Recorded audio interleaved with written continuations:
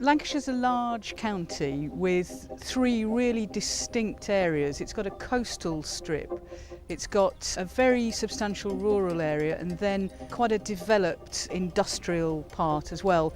It's very complicated from a local government perspective because we have 12 district councils, 2 unitaries and a county, all within the area of the constabulary, and that means that partnership is absolutely key to how we deliver services.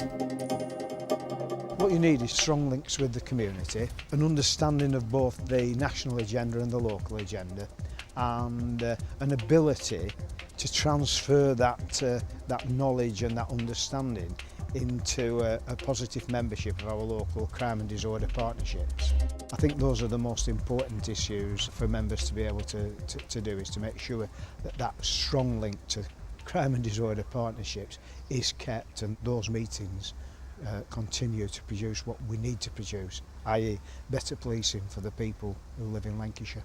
One of the things that Lancashire Constabulary does very well is neighbourhood policing. We're the only force in England and Wales that have actually scored an excellent level through our inspection with Her Majesty's Inspectorate of Constabulary on neighbourhood policing.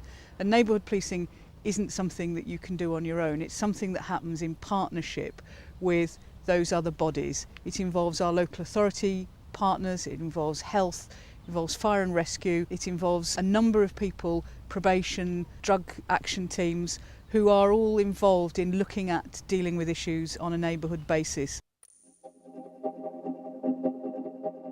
Neighbourhood policing is really the cornerstone of everything we're trying to do around the style of service that we present.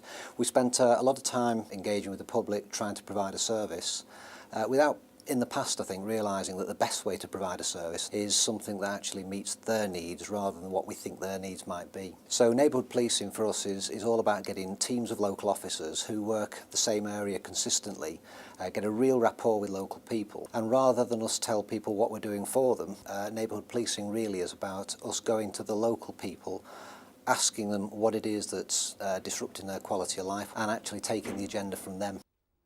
Be Safe Blackpool is the long-established partnership that looks after crime, disorder and drugs work in Blackpool. It's drawn together from a number of statutory agencies because I think long ago we realised that to improve people's quality of life, it's not sufficient to deal with one agency working in isolation. We have now developed a comprehensive drug treatment system so that irrespective of what kind of drugs the individual is experiencing a problem with, they can find a service that can help them, and also we have reduced the waiting times well below the national targets so that at least those in need of treatment can access treatment quickly. In relation to crime, probably the most recent achievement, we met the PSA 1 target, which was a 3-year target to reduce the British crime survey comparator crime by 16%, so that was a big achievement. It's been very helpful to work with the Lancashire Police Authority. Firstly, because when one works in partnership, all the different agencies will bring different set of expertise, skills and experience which other agencies will not have, and therefore the Lancashire Police Authority has contributed in that way.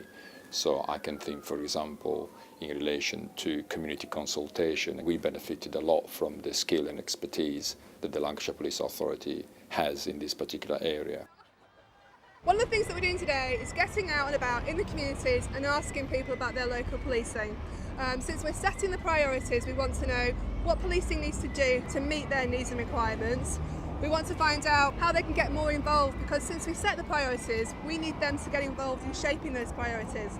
I think it's really important that people understand that through the payment of council tax, they actually pay for the policing service, and so as part of paying for that policing service they need to be able to shape the policing services, and that's a key role that we have. Some of the literature we've got here today gives them more information about our role and functions. It enables them to find out what's happening locally, and also it gives them information of how they can get more involved, coming to a meeting, accessing our website. It's a fantastic way to come out and get those really local views that are going to shape how we set those priorities for the Chief Constable to make sure that policing is relevant, because we may talk about targets and hitting performance measures, but the public don't think that way. At the end of the day, they want a service that's visible, accessible and relevant, and as the authority we need to know what they think.